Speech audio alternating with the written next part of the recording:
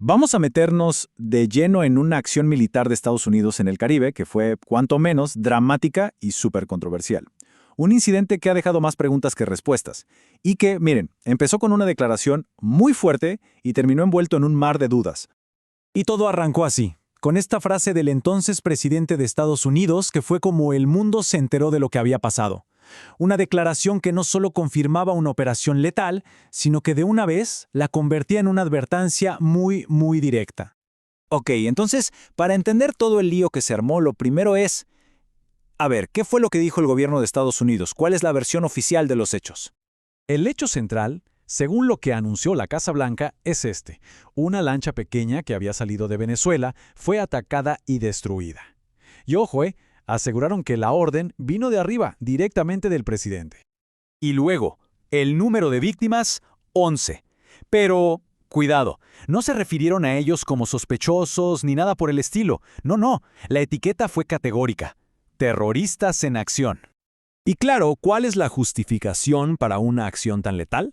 Pues que la lancha era operada por narcoterroristas del Tren de Aragua.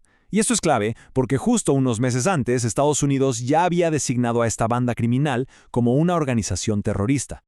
Pero bueno, la versión oficial es una cosa, y lo que pasó después es otra. Porque casi al instante empezaron a surgir un montón de dudas, empezando por la principal prueba que se presentó al público, el video del ataque.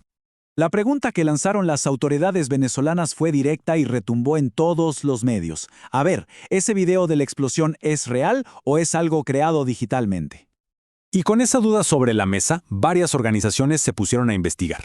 Análisis de BBC Verify, de la experta Emmanuel Saliba y de la agencia Reuters, todos llegaron a la misma conclusión. No encontraron rastros de inteligencia artificial. Pero, y este es un pero bien grande, ninguno pudo descartar que el video estuviera manipulado, o sea, editado. Lo que nos deja pensando, ¿no? ¿Qué partes del video no se mostraron?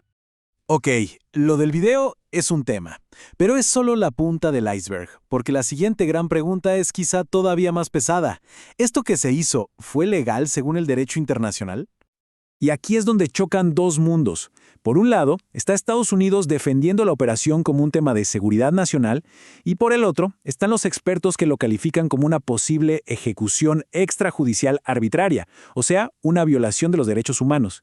El argumento es que la fuerza letal tiene que ser el último recurso, no el primero. El profesor Michael Becker da un punto clave para entender este debate.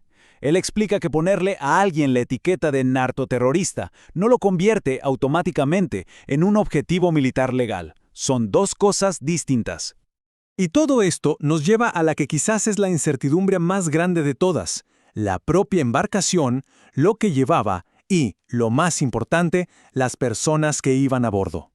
¿Qué se sabe realmente sobre el barco y su tripulación? La respuesta, si nos basamos en la evidencia pública que existe, es sorprendentemente poco, casi nada.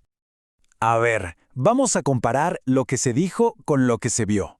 Estados Unidos afirma, 11 miembros del Tren de Aragua. En el video, es imposible verificar cuántas personas hay.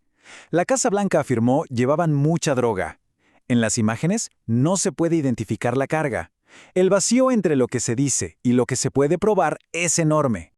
Y para darle más contexto al asunto, expertos como Mike Lasusa de Inside Crime explican que este tipo de lanchas son súper comunes en la región para todo tipo de contrabando, no solo drogas. Así que el tipo de embarcación por sí solo no confirma para qué se está usando en ese viaje en específico. Entonces, si Estados Unidos ya ha actuado contra el narcotráfico antes, ¿por qué los expertos en seguridad están diciendo que este incidente en particular es algo sin precedentes? Pues la clave parece estar en el método. Sí, ha habido acciones letales antes, pero lo que dicen los analistas es que usar una fuerza militar tan desproporcionada como un dron contra supuestos operativos de bajo nivel en una lancha es algo que nunca se había visto. No es tanto el qué se hizo, sino el cómo, y eso es lo que resulta nuevo y alarmante para muchos. Y este ataque no salió de la nada, ¿eh?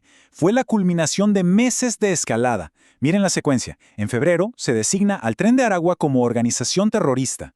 En julio se autorizan los ataques militares contra carteles. Para agosto ya se habían desplegado 4.000 soldados y buques de guerra en la zona. Y finalmente, en septiembre, ocurre el ataque.